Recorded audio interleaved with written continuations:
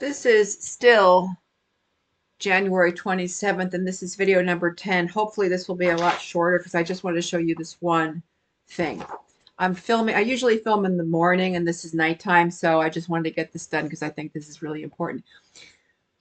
There are different alphabets, even though the letters look somewhat like ours. This is the Cyrillic alphabet. It's associated with the Orthodox Church. It's used for Russian, Bulgarian, Serbian, Ukrainian, and some other Slavic languages. Now, here's what's important. This is another brain-based, very interesting kind of a thing. This is why people, myself included, cannot edit their own writing. Whenever I write something, and as soon as I hit send, for a while I was writing columns for my local paper, which I stopped doing for a reason that's pretty obvious. Like, if they don't want to pay me, do I really want to keep writing for free? No. So everybody liked my columns too. That's okay. That's okay. They don't want to pay. They want freebies. Well, they're not getting any more. Anyway, the point I was really trying to make was not that. It was this. When I write something, or when anybody writes something, you can read it over a dozen times and you still won't catch errors. Why? Because the human brain is designed to see patterns, and if the patterns are not there, they're going to create the pattern. So as many times as I might reread a column, after I hit send and then I print it out again, then I see the errors, the typos, and I was like, ah! This is a constant frustration, but that's why we have editors. Because if it's somebody else's writing, their brain doesn't know what you were saying. You know what you wanted to say in whatever you were writing. So your brain is going to fill in the blanks. Now, this is what happens with these letters. You see, this is a letter A. I feel like Sesame Street. This is brought to you by the letter A. Here's the normal Roman, the one we're accustomed to. This is, I think that's an Arial. I did different fonts, Arial and Times Roman, and another one. I forget what it was. Sans serif and with serif. Serifs are the little tags at the end of the letter. It's supposed to make it easier to read. So, for example, Times New Roman is with serif. It's a serif font. So the middle one is Times New Roman, and you can see that there's little, I don't know what you call them, little flicks on the letters. But this is what's different, and this is what gets people a lot of the time. This is the Cyrillic A. Your brain is going to read that as an A. It's not going to necessarily notice that's not a normal looking A. And this is used a lot of times in email schemes and phishing schemes and even in text messages on the phone. I'm not sure how it works out on the phone, but the Cyrillic A, it looks like an A, but it's different. It's a different alphabet. Even though you see how it looks different. This is the normal A. The normal English A. That's how it's in typeface. That's what it looks like. This is the Cyrillic A. You see how they're different. But your brain is still going to see it as an A because it looks like an A if you printed your letters, just like we're back in elementary school. A, B, C, and then I'll do the smaller A, B, C. Actually, when I print my letters, oh, you can't see that. It's not dark enough, huh? Oh, I'll get something else. Never to be outdone. Never to be outdone. Never, never, never be outdone. I'll find a darker pen. Yeah, this will work. If you printed your letters, you might print it very, very well, might print it exactly like that Cyrillic A. So your brain is reading it as an A, even though it's a different letter, and it might be spoofing an email.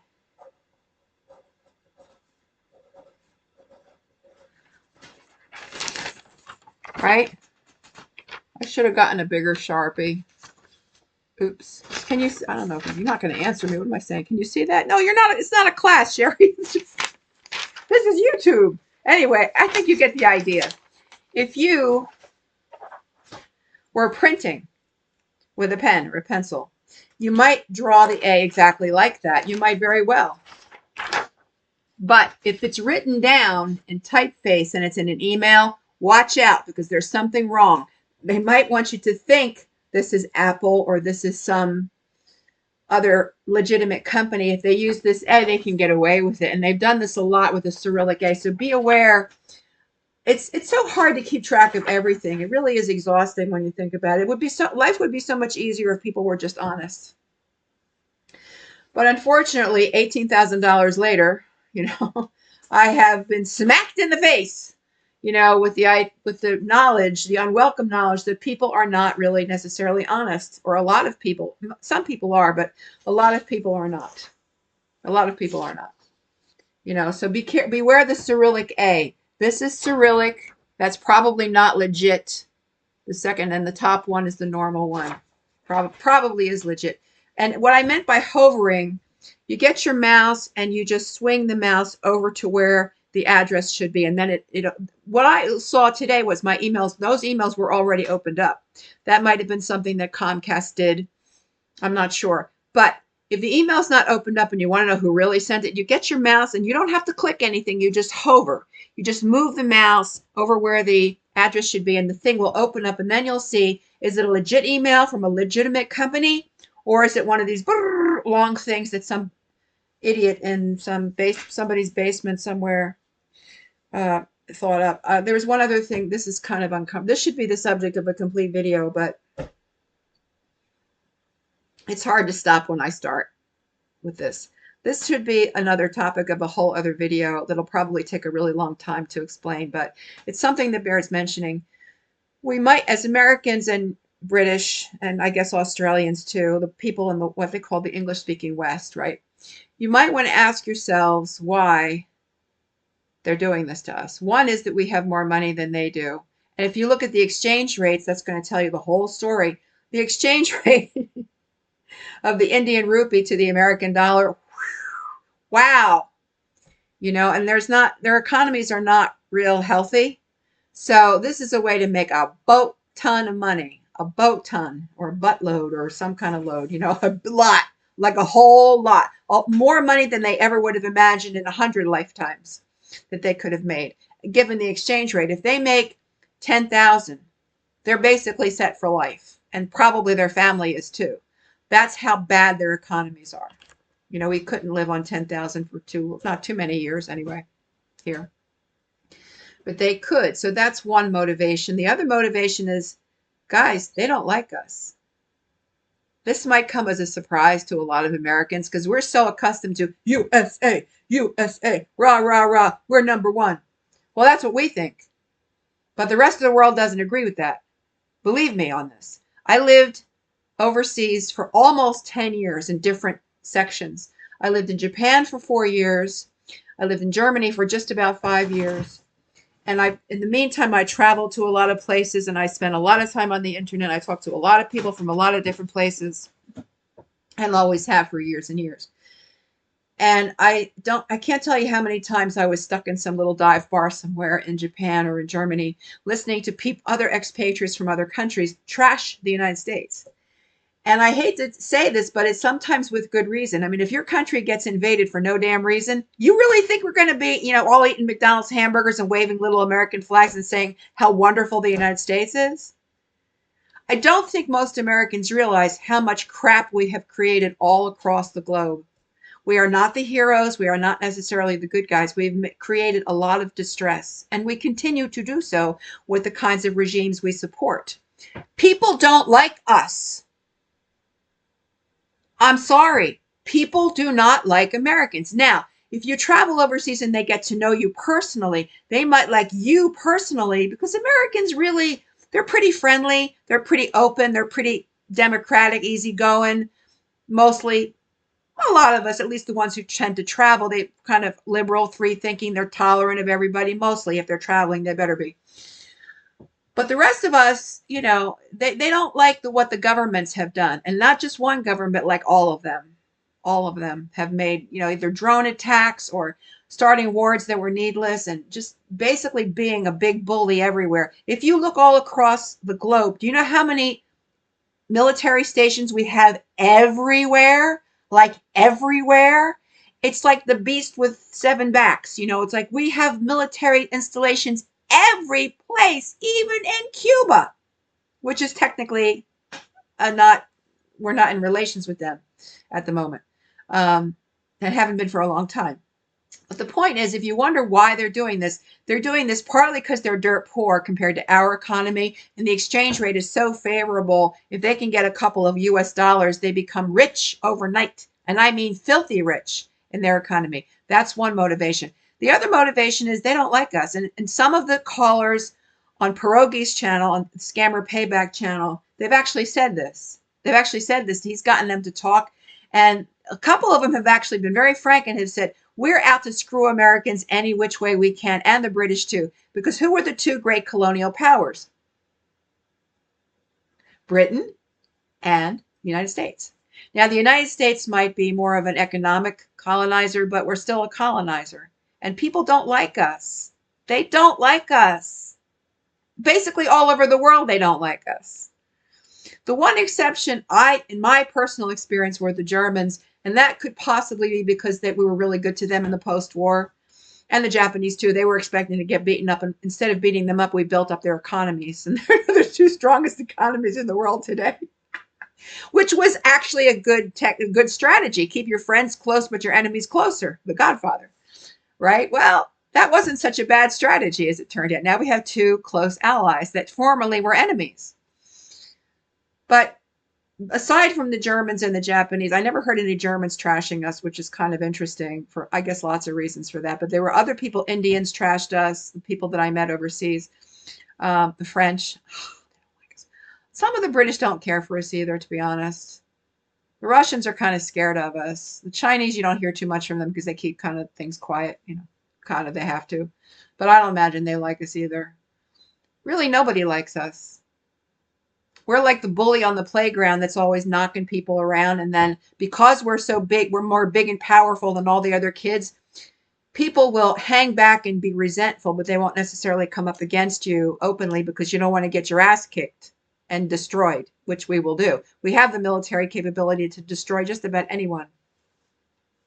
That doesn't make you real popular worldwide. And that could be one reason why they're targeting us. And believe me, they are targeting us. And another thing about India and Pakistan too, where most of these calls are coming from. I'm sorry, but the Indian government, if they really wanted to stop this, they would have stopped it a long time ago. But they turn a blind eye, partly because there's a little schadenfreude. You're kind of, glad to see somebody get it, somebody you don't really like kind of get needled a little bit. And the fact that they're targeting elderly widows who never bombed anybody or dropped any drones on anybody, and this is their life savings, they don't care because you're American. So they want to get you. And unfortunately, they get us a lot. They do. And the other thing that's really, really heartbreaking, there was one woman, I friended her on YouTube or whatever. I linked her. This was a Facebook marketplace scam. And they cleaned this poor lady out. I mean, she's got her business set up on her Facebook account, but she was trying to do something with Marketplace. She was looking for the helpline of Facebook Marketplace. So she did what all of us, anybody would do. You Google it, right? Well, it's the same thing like with the calls being rerouted from my healthcare organization a few years ago. They have a way of swapping phone numbers out. Don't ask me how they do it. I don't know, but I just know it's possible and they do it. That's what they did. They had fake numbers put up and they had Facebook Marketplace helpline, and it wasn't Facebook Marketplace helpline. It wasn't them at all. I don't think they have a helpline. So she called those numbers. The next thing you know, she's cleaned out. And I mean cleaned out. She's on my link list. She's in there somewhere. And I really feel bad for her. I mean, my heart breaks for her. The only thing worse than that, or maybe as bad as that, it's hard to say, it's a toss, are the catfishing romance scams where you think you're in love with someone and you've only met them from online. And people, women especially, have cleaned out their bank accounts and sent money overseas to someone they've never met in person. They've only seen photographs and maybe the voice, but that's not a real person. How do you know that's the person? You don't. So all of these things are things to be aware of. And you have to think of yourself in that glass bubble that I mentioned in the other video. You have to think of yourself like in a glass dome and make sure it's made out of plexiglass and it's impermeable. It's unbreakable and impermeable. The front door, people coming to the door, don't let them in. If they say they're from the gas company or the electric company or some other company, you say, stay out there. Just a minute. Give me about 10 minutes. They can wait. If they're real, they can wait. And if they don't want to wait, don't worry about it. They're not real. And you say, I'm going to call the company and make sure you got the right number of the company. But you know, there's so many scams out there. It's heartbreaking, really, when innocent people get destroyed. And a lot of these ladies did not deserve this. They were not the ones dropping the bombs in Pakistan and Afghanistan. Obviously, they're little elderly American widows who happen to be American. So if anybody that Pierogi calls and has talked to has listened to this, you listen to me. You're attacking innocent people, and you better fear God, because you're going to be held accountable just like everybody else. Just like me and Sam and Jeremy and Paul from Terminex. All of these people we're all going to be held accountable. Everybody has a personal day of judgment, and you will too. So if you want to pay that back in the afterlife, good for you. I don't want to do it. So beware of the Cyrillic A. This is the Cyrillic A. It's not real. This is the normal A. Cyrillic A, normal A. And just be especially careful out there, because there's scammers everywhere. They're crawling. You know, they're crawling to get to you. And you've got to protect yourself. Protect your bank account. Protect your heart. And protect your mind. And the other thing is, why would people, when I listen to some of these scammer payback calls, and I listen in and I think, why would they talk to them that long? Well, let's go back to the widow brain thing. If you're a woman living alone and you happen to be a little extroverted, you know, which I am talkative and I'm very social, and you're living alone, you have nobody to talk to. I said to somebody, entire weeks can go by and I don't talk to somebody face to face the whole week. And for an extrovert, you might as well put somebody in the seventh circle of hell. It's torture. It's torment. So somebody calls and they show an interest in you, whether it's a catfishing romance thing or a money scam or something. Somebody wants to talk with you. It's easy to fall into that conversation. And I'm saying, don't talk to them at all, whatever it is. And if you need some help with a company, you call them and make sure the number you're calling is valid. So anyhow, tomorrow I will do the Mr. Davenport stories, and I will partner it with a story of my own, which was very similar. And I bid you a good evening. This is Quatsch. This is January 27th. This is video 10, and it was about the Cyrillic letter A and general con games. Bonsoir.